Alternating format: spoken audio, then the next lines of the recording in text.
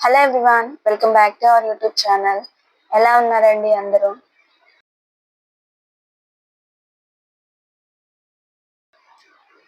Last వీడియోలో అయితే making constitution గురించి అయితే ఎక్స్ప్లెయిన్ చేశాను కదా, రాజ్యాంగ రచన గురించి. ఈ వీడియోలో ఏంటంటే silent features of the constitution గురించి అయితే నేర్చుకుందాము. రాజ్యాంగం యొక్క ముఖ్య లక్షణాల గురించి ఈ వీడియోలో అయితే నేను ఎక్స్ప్లెయిన్ చేస్తాను. అయితే ఈ వీడియో నేను 3 పార్ట్స్ లాగా అయితే నేను అప్లోడ్ చేస్తానండి. ఒకటే లాంగ్ వీడియో అయితే అప్లోడ్ అవడానికి చాలా టైం తీసుకుంటుంది. సో అందుకని 3 పార్ట్స్ లాగా డివైడ్ చేసి నేనైతే అప్లోడ్ చేస్తాను. అయితే కొత్తగా నా ఛానల్ ని ఎవరైనా చూస్తుంటే మాత్రం ఖచ్చితంగా ఈ క్లాస్ వినడానికంటే ముందు కూడా రాజ్యాంగ రచన ఆ క్లాస్ అయితే వినండి. సో దాని తర్వాత కంటిన్యూషన్ గా ఈ క్లాస్ అయితే వినండి, మీకు అర్థమవుతుంది అనమాట. అయితే నేను ఈ నోట్స్ మాత్రం ఖచ్చితంగా ప్రతిదీ మళ్ళీ మీకు డౌట్ రాకుండా నేను నోట్స్ అంతా ఎక్స్ప్లెయిన్ చేస్తున్నాను. చాలా క్రిస్టల్ క్లియర్ గా అయితే నేను నోట్స్ అయితే ఎక్స్ప్లెయిన్ చేస్తున్నాను, మళ్ళీ మీరు చదువుకునేటప్పుడు ఈజీగా ఉండాలని. సో అందుకనే ఎండ్ వరకు స్కిప్ చేయకుండా చూడండి, మీకు చాలా వరకు యూజ్ అవుతుంది. గ్రూప్స్ కి ప్రిపేర్ అయ్యే వాళ్ళకు, అలాగే హైకోర్టు ఎగ్జామ్స్ కి ప్రిపేర్ అయ్యే వాళ్ళకు కూడా చాలా బాగా యూజ్ అవుతుంది అనమాట. సో ఇప్పుడైతే రాజ్యాంగ ముఖ్య లక్షణాల గురించి అయితే ఈ వీడియోలో నేర్చేసుకుందాము. Start the video. ఈ క్లాస్ లో ఏమంటే రాజ్యాంగ ముఖ్య లక్షణాల గురించి అయితే నేర్చుకుందాము. ప్రపంచంలోని అనేక రాజ్యాంగాల నుండి వివిధ లక్షణాలని స్వీకరించినప్పటికీ కూడా భారత రాజ్యాంగం కొన్ని విశిష్ట లక్షణాలను అయితే కలిగి ఉంది. ఇలాంటి లక్షణాలు మరి ఏ ఇతర రాజ్యాంగాల్లో కూడా కనిపించవు. రాజ్యాంగం నిర్మించడానికి మన నిర్మాతలు సుమారు 60 దేశాలు తిరిగి 60 దేశాల్లో ఉన్న రాజ్యాంగాల నుంచి కొన్ని లక్షణాలను స్వీకరించి మన రాజ్యాంగాన్ని అయితే వాటిలో కొన్ని మార్పులు చేసి మన రాజ్యాంగాన్ని అయితే నిర్మించారని చెప్పేసి లాస్ట్ వీడియోలో అయితే నేర్చుకున్నాం కదా. సో అందుకనే వాళ్ళే తీసుకొని నిర్మించినప్పటికీ కూడా కొంచెం మన రాజ్యాంగం అనేది చాలా స్పెషల్ గా అయితే ఉంటుంది. 1949లో మనం రూపొందించుకున్న రాజ్యాంగంలో వివిధ రాజ్యాంగ సవరణల ద్వారా గణనీయమైన మార్పులు అయితే వచ్చాయి. 1949లో మనం ఏదైతే రాజ్యాంగాన్ని రూపొందించుకున్నామో దానిలో కొన్ని సవరణల ద్వారా మన రాజ్యాంగంలో అయితే కొన్ని గణనీయమైన మార్పులు అయితే వచ్చాయి అన్నమాట. అందులో ముఖ్యంగా 7, 42, 44, 73, 74 రాజ్యాంగ సవరణలు ప్రత్యేకంగా పేర్కొనవచ్చు. సో ఈ సవరణలు ఆర్టికల్స్ అనేవి నేను ఆ టాపిక్ వచ్చినప్పుడు అయితే క్లియర్ గా ఎక్స్ప్లెయిన్ చేస్తాను.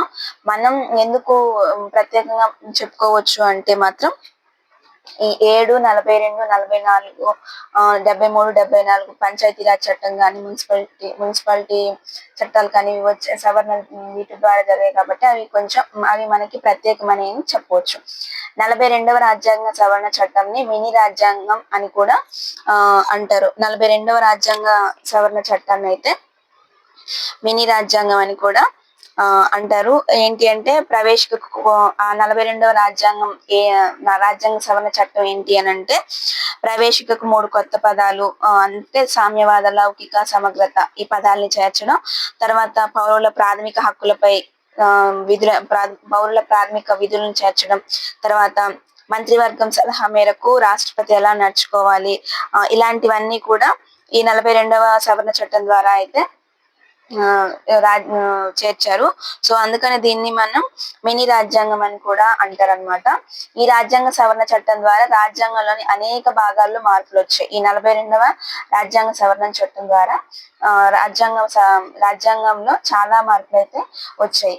కేశవానంద భారతి కేసు 1973లో సుప్రీంకోర్టు తీర్పునిస్తూ 368వ ప్రకటన ద్వారా పార్లమెంట్ రాజ్యాంగ సవరణ అధికారాన్ని కలిగి ఉన్నప్పటికీ కూడా అది రాజ్యాంగంలోని మౌలిక స్వరూపాన్ని మార్చరాదు అని ప్రకటించింది. కేశవానంద భారతి కేసు 1973లో సుప్రీంకోర్టు తీర్పు ఇచ్చిందనమాట. 368వ ప్రకటన ద్వారా పార్లమెంటుకి రాజ్యాంగ సవరణ అధికారాన్ని కలిగి ఉన్నప్పటికీ కూడా రాజ్యాంగంలోని మౌలిక స్వరూపాన్ని మార్చరాదని చెప్పేసి ప్రకటించింది. ఏ కేసులో అంటే కేశవానంద భారతి కేసు. ఈ 368వ ప్రకటన ఏంటి అని అంటే గుర్తుంచుకోండి, రాజ్యాంగాన్ని సవరించడానికి పార్లమెంట్ గల అధికారాలు మరియు అందుకు కలిగిన ప్రక్రియలు అనమాట. అంటే పార్లమెంట్ ద్వారా రాజ్యాంగాన్ని సవరించడం 365వ ప్రకటన అయితే 368 ఆర్టికల్ అయితే పేర్కొంటుంది. మనం ఆర్టికల్స్ వాటి గురించి వచ్చినప్పుడు ఇంకా క్లియర్ గా నేర్చుకుందాము. నెక్స్ట్ వచ్చేసి ఈ రాజ్యాంగంలో ముఖ్య లక్షణాలు. ఇప్పటి వరకు మనం ఇంట్రడక్షన్ పార్ట్ గురించి అయితే నేర్చుకున్నాం. ఎందుకు అది దీన్ని అంటే ఈ టాపిక్ ని ఎందుకు అంత స్పెషల్ గా మన రాజ్యాంగం మనం చెప్పుకుంటున్నాము అనేది అయితే ఇంట్రడక్షన్ పార్ట్ లో అయితే నేర్చుకున్నాం. ఇప్పుడు రాజ్యాంగంలోని ముఖ్య లక్షణాలు. టోటల్ గా రాజ్యాంగంలో మొత్తం కూడా 16 ముఖ్య లక్షణాలు ఉన్నాయి. సో ఈ 16 ముఖ్య లక్షణాల గురించి ఈ వీడియోస్ లో అయితే డిస్కషన్ చేసుకుందాము. ఫస్ట్ వచ్చేసి సుదీర్ఘ లిఖిత రాజ్యాంగం. రాజ్యాంగాలన్నీ లిఖిత అలిఖిత రాజ్యాంగాలుగా విభజించవచ్చును. మన ప్రపంచంలో ఉన్న రాజ్యాంగాలన్నీ కొన్ని రాసిన రాజ్యాంగాలు ఉన్నాయి, రాయని రాజ్యాంగాలు కూడా ఉన్నాయి. సో అమెరికా రాజ్యాంగం లిఖిత రాజ్యాంగానికి, బ్రిటిష్ రాజ్యాంగం అలిఖిత రాజ్యాంగానికి ఉదాహరణ. అమెరికా రాజ్యాంగం ఏమో దానికి కూడా సపరేట్ కాన్స్టిట్యూషన్ అయితే ఉంది, కానీ బ్రిటిష్ రాజ్యాంగానికి మాత్రం సపరేట్ కాన్స్టిట్యూషన్ అంటే దాన్ని స్పెషల్ గా రాయడం అనే కాన్స్టిట్యూషన్ అయితే లేదనమాట.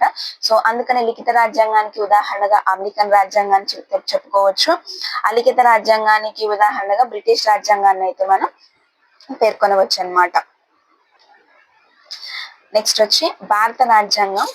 భారత రాజ్యాంగం ప్రపంచంలోని అన్ని రాజ్యాంగాల కన్నా కూడా సుదీర్ఘమైనది, అంటే చాలా పెద్దది. మనం లాస్ట్ వీడియోలో కూడా చెప్పుకున్నాం కదా, చాలా పెద్దగా ఉంది రాజ్యాంగం. ఇది రాజ్యాంగం అర్థం చేసుకోవడానికి భాష మనకి అర్థం కాదు అని చెప్పేసి చాలా విమర్శలు కూడా వచ్చాయని చెప్పేసి లాస్ట్ వీడియో చెప్పుకున్నాము. సో ఇది చాలా సుదీర్ఘమైన రాజ్యాంగం. ప్రపంచంలో ఉన్న అన్ని రాజ్యాంగాల కంటే కూడా చాలా సుదీర్ఘమైన రాజ్యాంగం. అలాగే రాజ్యాంగంలో ఆరంభంలో 395 ప్రకరణలను 22 భాగాలుగా 8 షెడ్యూల్స్ గా అయితే నిర్మించబడింది. స్టార్టింగ్ లో 1949 లో 395 ఆర్టికల్స్ ని, అలాగే 395 ఆర్టికల్స్ ని 22 భాగాలుగా అయితే చేశారు. అలాగే 8 షెడ్యూల్స్ ని అయితే నిర్మించబడింది. ప్రస్తుతం అయితే రాజ్యాంగంలో సుమారు 465 ప్రకరణల దాకా ఉన్నాయి. అవి 25 భాగాలుగా ఉన్నాయి, 12 షెడ్యూల్స్ గా ఉన్నాయి అని చెప్పేసి మనం చెప్పుకోవచ్చు. ప్రస్తుతం అయితే మనం ఒకవేళ నేర్చుకోవాలి అంటే మాత్రం 395 ఆర్టికల్స్ మనకి అవైలబుల్ గా ఉంటాయి కాబట్టి, సో ఈ 395 ఆర్టికల్స్ ని మాక్సిమం అందరూ కూడా చదువుకుంటూ ఉంటారు. మన నెక్స్ట్ క్లాసెస్ లో కూడా ఈ 395 ఆర్టికల్స్ గురించి మనం నేర్చుకుందాం అనమాట. నెక్స్ట్ 1951 నుండి జరిగిన అనేక రాజ్యాంగ సవరణల ద్వారా సుమారు 20 ప్రకరణలు ఒక భాగాన్ని 7వ భాగాన్ని తొలగించడం జరిగింది. 1951 నుండి జరిగిన అనేక రాజ్యాంగ సవరణల ద్వారా సుమారు 20 ప్రకరణలను ఒక భాగాన్ని అంటే 7వ భాగాన్ని తొలగించడం జరిగింది. 85వ ప్రకరణలను 4 భాగాలని అంటే 4A తర్వాత ఈ భాగాలన్నీ కూడా 4 షెడ్యూల్స్ ని చేర్చడం జరిగింది అనమాట. 20 ప్రకరణలను ఒక భాగాన్ని తొలగించడం జరిగింది. 85వ ప్రకరణను 4 భాగాల్ని సుమారు 4 షెడ్యూల్స్ అయితే చేర్చడం అయితే జరిగింది. ఐరావతంగా మన రాజ్యాంగం ఉండడానికి 4 ప్రధాన అంశాలు ఉన్నాయి. ఐరావతంగా మనం రాజ్యాంగాన్ని ఐరావత రాజ్యాంగం అని అంటారు కాబట్టి, మరి ఐరావత రాజ్యాంగం అనడానికి 4 మెయిన్ రీజన్స్ ఉన్నాయి. సో అవేంటి అంటే భౌగోళిక అంశాలను, దేశ సువిశాల విస్తీర్ణం, భిన్నత్వం. నెక్స్ట్ వచ్చేసి 4 ప్రధాన అంశాలు. సెకండ్ వచ్చేసి చారిత్రక అంశాలు, ఎంతో భారీగా ఉన్న భారత ప్రభుత్వ చట్టం 1935 యొక్క ప్రభావం. 3 వచ్చేసి జమ్మూ కాశ్మీర్ మినహా కేంద్రం మరియు రాష్ట్రాలకు ఒకే రాజ్యాంగం. జమ్మూ కాశ్మీర్ కి సపరేట్ రాజ్యాంగం ఉందని మనందరూ చాలా మంది కూడా తెలుసు. అది కాకుండా మిగతా కేంద్ర మరియు రాష్ట్రాలకు ఒకే రాజ్యాంగం అయితే ఉంది. తర్వాత రాజ్యాంగ సభలోని న్యాయ కోవిధుల ప్రాబల్యం. రాజ్యాంగ సభలో న్యాయ కోవిధుల యొక్క ప్రాబల్యం. ఈ 4 అంశాల వల్ల, ప్రధాన అంశాల వల్ల మన రాజ్యాంగాన్ని ఐరావత రాజ్యాంగం అయితే పేర్కొనడం జరిగింది. నెక్స్ట్ వచ్చేసి ఈ రాజ్యాంగం నిర్మించడానికి కూడా మెయిన్ వచ్చి భారత ప్రభుత్వ చట్టం 1935 నుంచి వల్ల చాలా మార్పులు అయితే వచ్చాయన్నమాట. సో దాని వల్ల అయితే మన రాజ్యాంగాన్ని నిర్మించడం అయితే జరిగింది. నెక్స్ట్ వచ్చేసి ఇందాక మనం నేర్చుకున్నది ఏంటి, సుదీర్ఘమైన రాజ్యాంగం అని చెప్పేసి నేర్చుకున్నాం కదా. సుదీర్ఘ లిఖిత రాజ్యాంగం ఫస్ట్ ముఖ్య లక్షణం అన్నమాట రాజ్యాంగ లక్షణాలు. సెకండ్ వచ్చేసి వివిధ ఆధారాల నుండి గ్రహించబడినది. వివిధ ఆధారాల నుంచి గ్రహించబడింది. ఏంటి ఆధారాలు అంటే, ప్రపంచంలోని రాజ్యాంగాలన్నీ కొల్లగొట్టి భారత రాజ్యాంగం రూపొందించినందుకు గర్వపడుతున్నానని డాక్టర్ బిఆర్ అంబేద్కర్ గారు అయితే అన్నారు. గుర్తుంచుకోండి, తెలంగాణ హైకోర్టులో ఒకవేళ ఎవరు ఏ కొటేషన్స్ అంటే ఏ కోర్ట్స్ చెప్పారు అని ఒకవేళ అడిగితే మాత్రం ఇలాంటివి మాత్రం గుర్తుంచుకోండి. ప్రపంచంలోని రాజ్యాంగాలన్నింటినీ కొల్లగొట్టేసి భారత రాజ్యాంగం రూపొందించినందుకు గర్వపడుతున్నానని అన్నది ఎవరు అని అంటే డాక్టర్ బిఆర్ అంబేద్కర్ గారు అన్నారు. రాజ్యాంగ నిర్మాణ స్వరూపం చాలా వరకు భారత ప్రభుత్వ చట్టం 1935 నుంచి గ్రహించబడింది. నేను చెప్పాను కదా, నిర్మాణ స్వరూపం చాలా వరకు కూడా భారత ప్రభుత్వ చట్టం 1935 నుంచే గ్రహించబడింది. నెక్స్ట్ వచ్చి ప్రాథమిక హక్కులు, రాజ్య విధాన ఆదేశిక సూత్రాలు. ఈ వీటిలలో ఒక్కొక్క దేశం నుంచి ఒక్కొక్క లక్షణాలను అయితే మన భారత రాజ్యాంగం స్వీకరించిందని చెప్పాం కాబట్టి అందులో ఫస్ట్ వచ్చేసి ప్రాథమిక హక్కులు, రాజ్యాంగ విధాన ఆదేశిక సూత్రాలు. ఈ రెండు కూడా అమెరికా, ఐర్లాండ్ రాజ్యాంగాల నుంచి అయితే గ్రహించడం జరిగింది. మంత్రి మండలి తరహా ప్రభుత్వ సూత్రాలు, కార్యనిర్వాహక వర్గానికి శాసనసభకు మధ్య సంబంధాలేమో బ్రిటిష్ రాజ్యాంగం నుంచి స్వీకరించడం జరిగింది. ఇంకా మిగతా అంశాలన్నీ కూడా రాజ్యాంగంలోని అనేక ఇతర అంశాలు Canada, Russia, Australia, France, Germany, దక్షిణాఫ్రికా, జపాన్ రాజ్యాంగాల నుంచి అయితే గ్రహించడం కూడా జరిగింది. మొత్తం 11 వాటి నుంచి మన 11 రాజ్యాంగాల నుంచి అంటే 11 దేశాల నుంచి అయితే మన రాజ్యాంగాన్ని నిర్మించడం అయితే జరిగింది. దానికి సపరేట్ లిస్ట్ నేను తర్వాత వీడియోస్ లో అయితే చెప్తాను. సో మొత్తం అయితే ఇవి గుర్తుంచుకోండి. America, Ireland, British, Canada, Russia, Australia, France, Germany, దక్షిణాఫ్రికా, జపాన్, అలాగే భారత ప్రభుత్వ చట్టం 1935. వీటి నుంచి అయితే మన రాజ్యాంగాన్ని అయితే వివిధ ఆధారాలు ఈ ఆధారాల నుంచి అయితే మన రాజ్యాంగాన్ని నిర్మించడం అయితే జరిగింది. నెక్స్ట్ వన్ తర్వాత భారత రాజ్యాంగం గురించి అనేక విమర్శలు ఉన్నాయి. అయినా సరే రాజ్యాంగ నిర్మాతలు ఎంతో విజ్ఞతతో మన దేశ కాల పరిస్థితులను దృష్టిలో ఉంచుకొని ఇతర రాజ్యాంగాల లోపాలను విస్మరించి మంచి లక్షణాలను గ్రహించి భారత ప్రజలకు అత్యుత్తమ రాజ్యాంగాన్ని అయితే నిర్మించారు. మన భారత రాజ్యాంగం గురించి అనేక విమర్శలు ఉన్నాయి. అయినా సరే కూడా రాజ్యాంగ నిర్మాతలు ఏం చేశారంటే వాళ్ళ యొక్క మేధస్సును ఉపయోగించి మన దేశ కాల పరిస్థితులు చాలా వేరుగా ఉంటాయి. ఎందుకంటే మన దేశంలో చాలా మతాలు, కులాలు ఇవన్నీ ఉన్నాయి కాబట్టి ఈ పరిస్థితులన్నిటినీ కూడా దృష్టిలో ఉంచుకొని అన్ని వర్గాల వారికి సమన్యాయం జరగాలి అని చెప్పేసి మన రాజ్యాంగాన్ని అయితే నిర్మించడం జరిగింది. ఇతర రాజ్యాంగంలో ఉన్న లోపాలు వద్దని వాటిని పక్కన పెట్టి ఏవైతే మంచి లక్షణాలు ఉంటాయో వాటిని మాత్రం గ్రహించి భారత ప్రజలకు ఒక మంచి అత్యుత్తమ భారత రాజ్యాంగాన్ని అయితే నిర్మించడం జరిగింది. థర్డ్ వన్ వచ్చేసి దృఢత్వ, అదృఢత్వ సమ్మిళితలు. రాజ్యాంగాలన్నీ దృఢ, అదృఢ రాజ్యాంగాలుగా వర్గీకరిస్తారు. దృఢ రాజ్యాంగాన్ని సవరించడానికి ప్రత్యేక పద్ధతి అవసరం. ఒక దృఢంగా అంటే స్ట్రాంగ్ గా ఉన్న ఒక రాజ్యాంగాన్ని దానిలో ఏమైనా మార్పులు చేయాలి అంటే దానికి ఒక స్పెషల్ పద్ధతి అయితే అవసరం ఉంటుంది. దానికి ఉదాహరణ ఏంటి అంటే అమెరికన్ రాజ్యాంగం. ఇది లిఖిత రాజ్యాంగం కాబట్టి ఒకవేళ వీళ్ళ దృఢ రాజ్యాంగం కూడా ఒకవేళ ఏదైనా సవరణలు చేయాలి అనుకుంటే మాత్రం దానికి ఒక స్పెషల్ పద్ధతి అయితే చాలా అవసరం. సాధారణ శాసనాలు చేసే పద్ధతితోనే అదృఢ రాజ్యాంగాన్ని సవరించవచ్చు. మామూలుగా స్ట్రాంగ్ గా కాకుండా ఉన్న రాజ్యాంగం అంటే అంత బలంగా లేని రాజ్యాంగం ఏదన్నా ఉంటే వాటిని సాధారణ శాసనాల ద్వారా రాజ్యాంగాన్ని అయితే సవరించవచ్చు. బ్రిటిష్ రాజ్యాంగం అదృఢ రాజ్యాంగానికి ఉదాహరణ. ఇదే అలిఖిత రాజ్యాంగం అని కూడా మనం చెప్పుకోవచ్చు. అయితే మన భారతదేశం ఏ వేట్లలో ఉంది రెండిట్లలో అంటే మన మిక్సింగ్ అన్నమాట. అంటే మన భారత రాజ్యాంగం దృఢ, అదృఢ సమ్మిళితం. అంటే మనది అటు దృఢంగా ఉండొచ్చు, ఇటు అదృఢంగా కూడా ఉండొచ్చు. రెండింటిని మిక్సింగ్ అయి ఉంది కాబట్టి మనది రెండింటికి కలిపిన సమ్మిళితం అన్నమాట. 368వ ఆర్టికల్ 2 రకాల సవరణ పద్ధతులను పేర్కొంటుంది. 368వ ఆర్టికల్ ఏం చెప్పిందంటే పార్లమెంటుకు రాజ్యాంగ సవరణలు చేసే అధికారం ఉంది అని చెప్పి ఆర్టికల్ ఉందని చెప్పాం కదా. సో అయితే దీంట్లో కూడా 2 రకాల సవరణ పద్ధతులు అయితే పేర్కొంటుంది. ఒకటి వచ్చేసి రాజ్యాంగంలోని కొన్ని అంశాలు పార్లమెంట్ లోని ప్రత్యేక మెజారిటీ ద్వారా సవరించబడతాయి. కొన్ని అంశాలు మాత్రం ప్రత్యేక మెజారిటీ ద్వారా, స్పెషల్ ఒక మెజారిటీ ద్వారా సవరించబడతాయి. పార్లమెంట్ లోని 2 సభలు విడివిడిగా అంటే 2 సభలు, లోక్సభ, రాజ్యసభ 2 సభలు కూడా సపరేట్ గా మొత్తం సభలోని మెజారిటీ సభ్యులు 50% కంటే ఎక్కువగా ఉండాలి.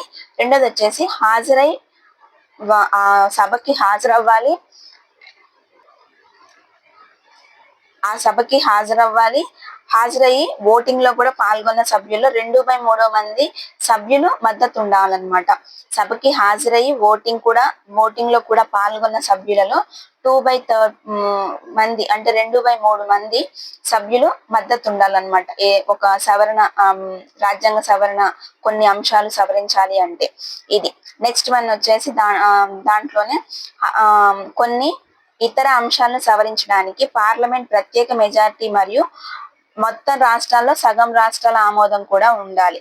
ఫస్ట్ రెండు రకాల సవరణ పద్ధతులు ఉన్నాయి. సో ఈ రెండు రకాల సవరణ పద్ధతుల్లో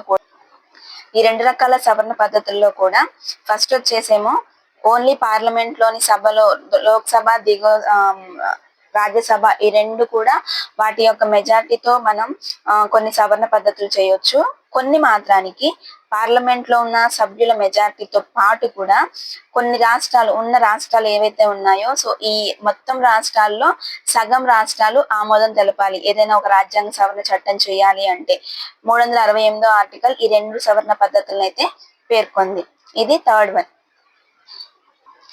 అలాగే రాజ్యాంగంలోని కొన్ని అంశాలని పార్లమెంట్ సాధారణ శాసన ప్రక్రియ పద్ధతిలో సాధారణ మెజారిటీతో సవరిస్తుంది. కొన్ని అంశాలని మాత్రం సాధారణ శాసన ప్రక్రియ పద్ధతిలోని సాధారణ మెజారిటీలో సవరించవచ్చు. అయితే వీటిని 368వ ప్రకరణ కింద సవరణలుగా అయితే వీటిని పరిగణించరు. మామూలుగా వాటిగానే పరిగణిస్తారు కానీ 368వ ఆర్టికల్ కింద అయితే వీటిని పరిగణించరు. కొన్ని అంశాలని సాధారణ మెజారిటీతో సవరిస్తారు కాబట్టి. ఫోర్త్ వన్ వచ్చేసి ఏకకేంద్ర మొగ్గుతో గల సమైక్య వ్యవస్థ. భారత రాజ్యాంగం సమైక్య తరహా ప్రభుత్వాన్ని ఏర్పరుస్తుంది. అంటే అటు కేంద్రము పరిపాలిస్తుంది, ఇటు రాష్ట్రము పరిపాలిస్తుంది. అందుకని దాన్ని సమైక్య తరహా ప్రభుత్వం అని అంటారు. సమైక్య అనే పదం ఫెడరేషన్ అంటారు. సో అనే పదం రాజ్యాంగంలో ఎక్కడా కానరాదు. పైగా ఆర్టికల్ 1 భారతదేశాన్ని రాష్ట్రాల యూనియన్ గా కూడా పేర్కొంటుంది కాబట్టి ఎక్కడా కూడా సమైక్య అనే పదం అయితే రాదు. ఇందులో రెండు అర్థాలు ఉన్నాయి. ఒకటి వచ్చేసి రాష్ట్రాల మధ్య జరిగిన ఒప్పందం ద్వారా భారత సమైక్యగా ఏర్పడలేదు. ఫస్ట్ వచ్చి రాష్ట్రాల మధ్య జరిగిన ఒప్పందం ద్వారా భారత సమైక్యగా ఏర్పడలేదు. రెండోది వచ్చేసి ఏ రాష్ట్రానికి సమైక్య నుండి విడిపోయే అధికారం కూడా లేదు. ఈ కారణాలతో భారత రాజ్యాంగాన్ని ఏకకేంద్ర స్ఫూర్తితో ఉన్న సమైక్య స్వరూపం అని అంటారు. ఒకటి ఏంటంటే రాష్ట్రాలు అన్ని కలిసి ఒప్పందం చేసుకొని ఇది భారత సమైక్య అని ఏర్పడలేదు. రెండు, భారత రాజ్యాంగం అంటే భారతదేశం నుంచి కూడా ఏ రాష్ట్రానికి విడిపోయే అధికారం కూడా లేదు. సో దీని అందుకనే భారత రాజ్యాంగాన్ని ఏకకేంద్ర స్ఫూర్తితో ఉన్న సమైక్య స్వరూపం అని అంటారు. సో ఈ రెండు అర్థాలు ఉన్నాయి కాబట్టి మన భారత రాజ్యాంగాన్ని సమైక్య తరహా ప్రభుత్వం ఏర్పాటు చేసింది అని చెప్పొచ్చు. సాధారణ సమైక్య వ్యవస్థ లక్షణాలు ఇందులో ఉన్నాయి. రెండు ప్రభుత్వాలు, అధికార విభజన, రాజ్యాంగ ఔన్నత్యం, రాజ్యాంగంలో దృఢత్వం, స్వతంత్ర న్యాయశాఖ, ద్విధ సభ ఎక్సెట్రా ఇలాంటివి కూడా ఉన్నాయి. భారత రాజ్యాంగంలో ఏకకేంద్ర లక్షణాలను కూడా కలిగి ఉన్నాయి. అవేంటి అంటే ఒకే రాజ్యాంగంలో సరళత్వం, సమగ్ర న్యాయ వ్యవస్థ, కేంద్రంచే రాష్ట్ర గవర్నర్ల నియామకం, అఖిల భారత సర్వీసులు, అత్యవసర అధికారాలు. ఇవి భారత రాజ్యాంగంలో ఏకకేంద్ర లక్షణాలు అయితే కలిగి ఉన్నాయి. ఇంకోటి ఏంటంటే మన భారత రాజ్యాంగం సమైక్య వ్యవస్థ అని అంటున్నాం కదా. సో కొంతమంది కొన్ని అయితే అన్నారు, అంటే కొన్ని సెంటెన్స్ అయితే ఇచ్చారనమాట, కొన్ని కోట్స్ అయితే చెప్పారు. అవేంటో చూద్దాము. అర్ధ సమైక్య అని కేసివేర్ అన్నారు. బేరసారాల సమైక్య అని మారిస్ జోన్స్ గారు అన్నారు. సహకార సమైక్య అని గ్రాన్విల్ ఆస్టిన్ అన్నారు. కేంద్రీకృతమైన బలమైన సమైక్య అని ఐవర్ జెన్నింగ్స్ గారు అన్నారు. ఏకకేంద్ర మొగ్గుతో ఉన్న సమైక్య వ్యవస్థ అంటే దాన్ని అర్థం చేసుకోవడానికి మనకి కొంచెం అంటే ఏకకేంద్రం అంటే ఒకే పరిపాలన కింద ఉంది కానీ మళ్ళీ అధికారాలు కూడా విభజన వేరుగా ఉంటుంది. మళ్ళీ దీన్ని మనం సమైక్య వ్యవస్థ అని ఎలా అంటాము, ఏకకేంద్రం అని ఎలా అంటామని అర్థం చేసుకోవడంలో కొంచెం మనం కన్ఫ్యూజ్ అవ్వచ్చు. ఏంటి అంటే సమైక్య అంటే ఒకే దేశం కింద ఉంటాయి, కాకపోతే ఆ రాష్ట్రాల్లో విడివిడిగా అధికారాలు అయితే ఉంటాయి. స్వతంత్రంగా న్యాయశాఖ ఉంటుంది, ద్వివిధ సభ ఉంటుంది, తర్వాత రాజ్యాంగ ఔన్నత్యం, దృఢత్వం, స్వతంత్ర న్యాయశాఖ, 2 ప్రభుత్వాలు ఇట్లా ఉంటాయి. కానీ ఏదైనా వస్తే మాత్రం రాష్ట్రం అయితే మన ఇండియా నుంచి విడిపోయి, అంటే భారత రాజ్యాంగం నుంచి విడిపోయే అధికారం అయితే లేదు. అలాగే రాష్ట్రాల మధ్య ఐదోది వచ్చేసి పార్లమెంటరీ తరహా ప్రభుత్వం. భారత రాజ్యాంగం అమెరికా అధ్యక్ష తరహా వ్యవస్థని స్వీకరించకుండా బ్రిటిష్ తరహా పార్లమెంటరీ వ్యవస్థను అయితే ఎంపిక చేసుకుంది.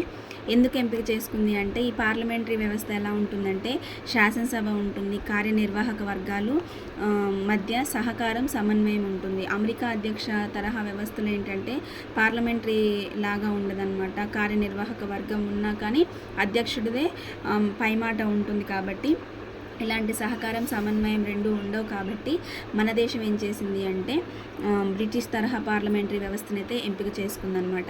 ఈ పార్లమెంటరీ వ్యవస్థని వెస్ట్ మినిస్టర్ తరహా ప్రభుత్వం అని, బాధ్యతాయుత ప్రభుత్వం అని, క్యాబినెట్ ప్రభుత్వం అని కూడా అంటారు. ఈ పార్లమెంటరీ వ్యవస్థని ఎందుకు ఎంపిక చేసుకుంది, దీనికి ముఖ్య లక్ష్యం ఏంటంటే, ఇది ఒక బాధ్యతాయుత ప్రభుత్వము, క్యాబినెట్ ప్రభుత్వం. కొంతమంది మంత్రులందరూ కలిసి ఏదైనా ఒక నిర్ణయం తీసుకునే సహకార, సమన్వయం ఉంటాయి. అండ్ వెస్ట్ మినిస్టర్ తరహా ప్రభుత్వం అని కూడా ఈ పార్లమెంటరీ వ్యవస్థను అయితే అంటారనమాట. రాజ్యాంగం పార్లమెంటరీ వ్యవస్థని కేంద్రంలో, రాష్ట్రాల్లో ఏర్పరిచింది.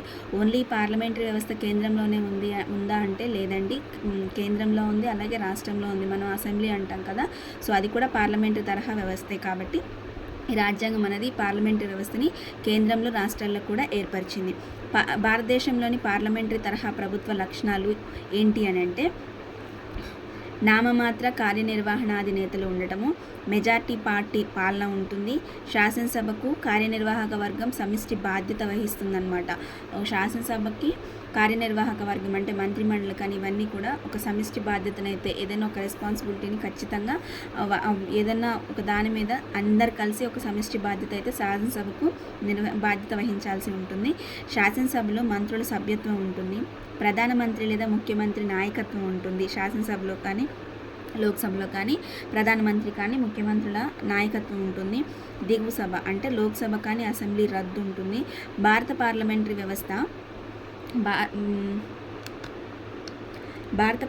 వ్యవస్థ బ్రిటిష్ పద్ధతిని అనుసరిస్తున్నప్పటికీ కూడా ఈ రెండింటికి మధ్య కొన్ని తేడాలు ఉన్నాయి. ఏంటి అంటే, ఫర్ ఎగ్జాంపుల్, భారత గణతంత్ర వ్యవస్థలో ఎన్నికైన దేశాధ్యక్షుడు ఉంటే, అంటే మనం ప్రజాస్వామ్యంతో ఎన్నిక చేయబడిన ఒక అధ్యక్షుడు ఉంటే, బ్రిటిష్ రాజ్యానికి మాత్రం వంశపారంపర్యంగా వచ్చే రాణి లేదా రాజు అధినేతగా ఉంటారనమాట. మన ఇండియాలో ఏంటి, ప్రజల చేత ఎన్నుకోబడిన నాయకులు దేశాధ్యక్షుడిగా ఉంటారు.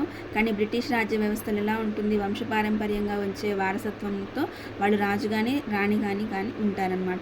పార్లమెంటరీ వ్యవస్థలో ఉన్న భారత్లోనూ బ్రిటన్లోనూ ప్రధానమంత్రి కీలక పాత్ర వహిస్తారు. అందుకని ఈ తరహా ప్రభుత్వాన్ని ప్రధానమంత్రిత్వ ప్రభుత్వం అని కూడా పిలుస్తారనమాట. సో ఇవండి ఈ ఫస్ట్ పార్ట్లో అయితే ఈ 5 రాజ్యాంగ లక్షణాల్లోని ఫస్ట్ 5 లక్షణాలు అనమాట. మొత్తం 16 ఉంటాయని చెప్పాను కదా. ఫస్ట్ 5 అయితే పార్ట్ 1 లాగా అయితే అప్లోడ్ చేస్తున్నాను.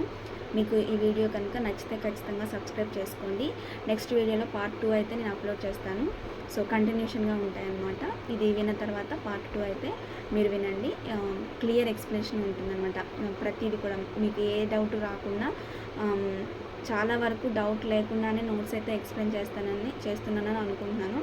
సో కాబట్టి వీడియోని అయితే ఎండ్ వరకు స్కిప్ చేయకుండా చూడండి. వీడియో నచ్చితే మాత్రం ఖచ్చితంగా సబ్స్క్రైబ్ చేసుకోండి. Thank you for watching.